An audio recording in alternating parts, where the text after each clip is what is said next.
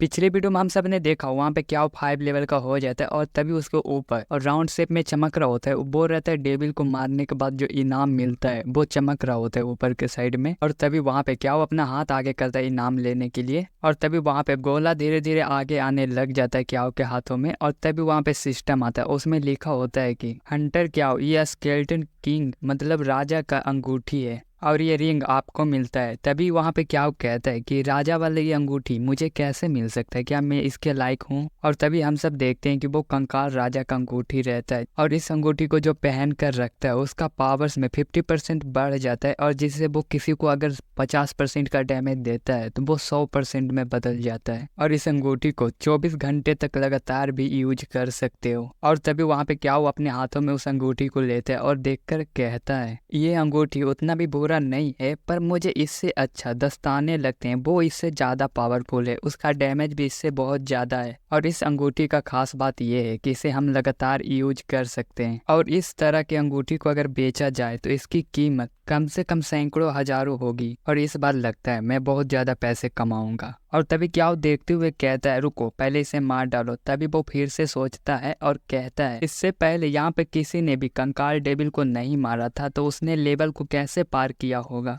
और तभी क्या वो कहता है कि मैं ये सब क्या सोचने लगा। तभी वो कहता है कि चलो यहाँ से चलते हैं, ऐसे भी नौसिखिया मिशन अब पूरा हो गया है। और तभी क्या वो डायमेंशन गेट के अंदर चल जाता है बाहर जाने के लिए और तभी वहाँ पे सिस्टम आता है और तभी क्या का आइडेंटिटी दिखाने लगता है और क्या वो बिना आइडेंटिटी देखते हुए वहाँ से बाहर निकल जाता है। और हम सब देखते हैं कि क्या का एचपी ताकत ये सब बढ़ जाता है और तभी रिंग के बारे में भी हमें बताया जाता है जो कि रिंग है सी लेवल का। और तभी क्या वो आ जाता है अपने सियोक सिटी फोर्थ कॉलेज में जहाँ पर वो जैसे ही नीचे आता है उसके अगल बगल बहुत सारा लाइट आ जाता है और तभी वो मोटा लड़का उसे देख लेता है जो कि बहुत ज़्यादा परेशान था कि क्या वो बाहर क्यों नहीं आया। और अब मोटा लड़का दौड़ते हुए जाता है और कहता है कि क्याओ यू, और उस मोटे लड़के का नाम रहता है यांग जियांग गड़ी। और तभी यांग क्याओ यू को पकड़ कर रखता है और तभी क्याओ कहता है कि अरे यांग तुम ये क्या कर रहे हो। तभी यांग कहता है कि क्या तुमने इतना टाइम कैसे लगा दिया नौसिखियों को मिशन को पूरा करने में, मुझे लगा कि तुम अंदर ही मर गए हो। और तभी क्या कहता है कि क्या तुम सब ने नौसिखिया मिशन को जल्दी पूरा कर लिया और बाहर भी आ गए। और तभी यांग कहता है कि हाँ हम सब ने जल्दी मिशन को पूरा कर लिया और आखिरी हंटर को आए हुए 3 घंटे से ज्यादा हो गए। और तभी क्या कहता है कि छोड़ो इन सब बातों को और मुझे बताओ तुमने क्या चुना है, तुमने क्या करने के बारे में सोचा है और काम क्या करना चाहते हो। तभी यांग कहता है कि मैंने अपना शैडो क्लोन बनाया और चलो ये इसमें बहुत ज़्यादा मज़ा आता है। और तभी वहाँ पे क्या वो अपने मन ही मन में सोच रहा होता है कि ये बहुत अजीब बात है, क्या मैं उसी नकल के पास आ गया। और तभी वहाँ पे एक पीछे से लड़का कहता है कि क्या यू तुम्हें पता चल गया कि तुम सबसे पीछे आए हो, नौसिखिया मिशन को पूरा करने में इतना टाइम कौन लगाता है। और हम सबको पता लगता है कि वो एक क्लास का मॉनिटर है और इसका नाम माफी है। और तभी माफी कहता है कि तुम जानते हो कि मेरा काम क्या है। और तभी क्या वो अपने मन ही मन में सोच रहा होता है कि ये माफी को हमेशा मुझसे परेशानी क्यों होता है। और तभी वहाँ पे प्रिंसिपल सर आते हैं और कहते हैं कि कल पूरी क्लास में एक लो लेवल टेस्ट होगा जिसे देने के लिए तुम्हें अगर उसमें भाग लेना है तो एक टीम बनाएगी और आप सब आइए इधर और आप लोग अपना काम और टैलेंट के बारे में बताइए ताकि हम पहले से ही जान सके। और तभी वहाँ पे बहुत सारे लड़के रहते हैं जिसमें से पहला लड़का कहता है कि मैं एक वॉरियर हूँ जिसका लेवल डी है।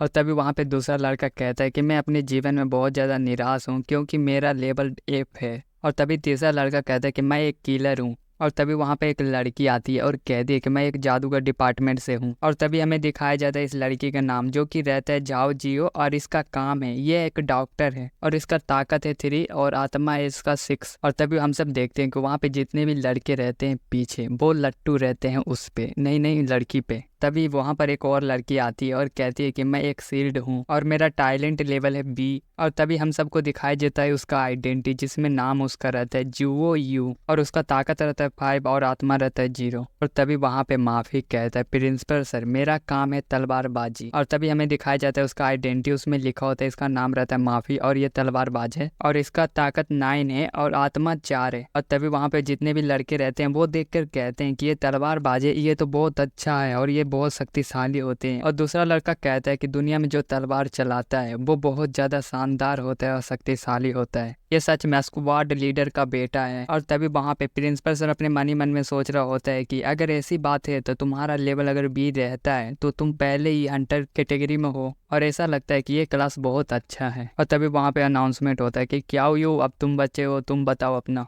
और तभी वहाँ पे क्या कहता है कि मेरा काम है नेक्रोमेंसर, मतलब जादू टोना करना, नहीं तो तुम जादू करना बोल सकते हो। और जहाँ टाइलेंट की बात होती है तो उसे रहने देते हैं, उसे बताने से कोई फायदा नहीं है। और तभी क्या कहता है अपने मन ही मन में कि कौन जानता है मेरा टैलेंट कितना है, मैं खुद नहीं जानता कि मेरा टैलेंट क्या है। और तभी वहाँ पे प्रिंसिपल सर कहते हैं कि एक जादूगर और ये एक छुपा हुआ करियर है। और तभी वहाँ पे जितने भी लड़के रहते हैं वो कहते हैं कि लगता है यह असली है या नकली, मुझे तो पता नहीं। और एक बार की बात है, एक जादूगर ने पूरे अकेले ही एक गैंग को पूरा खत्म कर दिया था। और तभी वहाँ पे माफी अपने मन ही मन में सोच रहा होता है कि ये एक जादूगर कैसे हो सकता है। उन्हें सबसे ज्यादा डर लगता है करीब से मरने का। मरे हुए लोगों के साथ लगातार टच में रहने के कारण मरे हुए जादूगर एक आम इंसान से बहुत ज्यादा कमजोर और नाजुक होता है उनका शरीर। और यह कहा जाता है कि टीम के साथियों की सुरक्षा के बिना हथियारत तलवारबाज करियर जादूगर का बायोलॉजिकल पिता है। और एक जादूगर का इतना कम होता है टैलेंट कि उसे बताने में भी शर्म आ रहा होगा।